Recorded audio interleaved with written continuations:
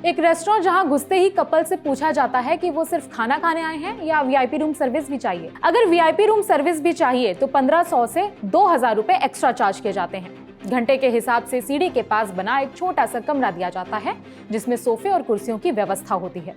ये कमरा इसलिए दिया जाता है कि कपल्स अपना प्राइवेट मूवमेंट एंजॉय कर सकें। इसके बाद कपल्स अपने घर चले जाते हैं और बात वहीं खत्म। लेकिन उन्हें ये नहीं पता होता कि उस छोटे से कमरे में बिताए उनके प्राइवेट मूवमेंट्स एक कैमरे में कैद हो चुके हैं और उन वीडियोस के दम पर या तो उन्हें ब्लैकमेल किया जाएगा या फिर वायरल कर दिया जाएगा।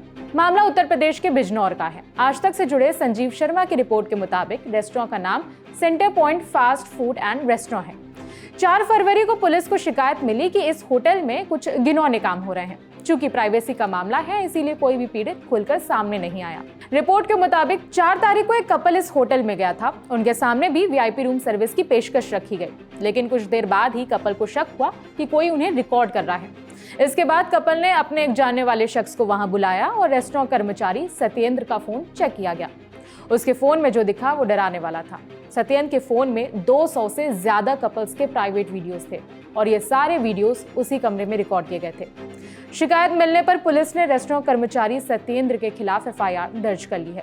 एफआईआर के मुताबिक सत्येंद्र रेस्टोरेंट में खाना बनाने का काम करता है। रेस्टोरेंट में सीढ़ी के नीचे एक छोटा सा कमरा बनाया गया है जिसे वीआईपी रूम कहते हैं। कमरे में एक बैनर भी लगा है। इसी बैनर में एक होल है जिससे चोरी से कपल्स के प्राइवेट मूवमेंट रिकॉर्ड किए जाते हैं।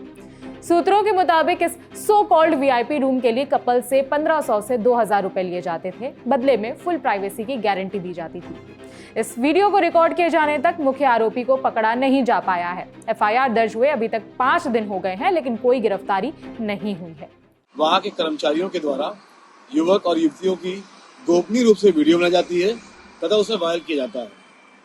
इस घटना का तत्काल संज्ञान में लेते हुए पुलिस के द्वारा मुकदमा अपराध संख्या 85/26 सुसंगत धाराओं में दर्ज कर लिया गया है।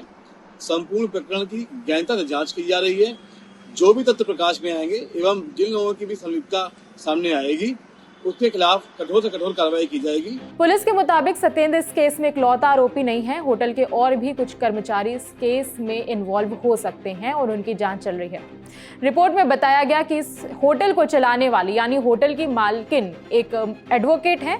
उनका दावा है कि दिन भर वो कोर्ट में रहती हैं और उन्हें नहीं मालूम कि उनकी पीठ के पीछे होटल में क्या होता है। हालांकि अगर होटल में इस तरह का कोई कमरा बना है तो जाहिर सी बात है कि होटल मालिक को भी इस कमरे की जानकारी होगी, लेकिन उस कमरे में क्या होता है इस बात की जानकारी होटल मालिक को है या नहीं, इसकी जांच चल रही है। सूत्रों के मुताबिक वीडियोस का डर दिखाकर कई कपल्स को ब्लैकमेल भी किया गया है, लेकिन प्राइवेसी की वजह से पीड़ित सामने नहीं आए हैं। पुलिस इस बात की जांच कर रही है कि इस रैकेट में होटल कर्मचारियों के अलावा भी कोई शामिल है। इस खबर में फिलहाल इतना ही। बाकी आप भी अपनी प्राइवेसी का ध्यान रखें। किसी भी होटल को बुक करने से पहले उसकी क्रेडिबिलिटी जरूर चेक कर लें। कुछ भी संदिग्ध लगे तो पुलिस की हेल्प तुरंत लें और सुरक्षित रहें। मामले पर जरूरी अपडेट आता है तो आप तक पहुंचाएंगे। मेरा नाम है विभावरी। देखते रहिए दी ललन टॉप।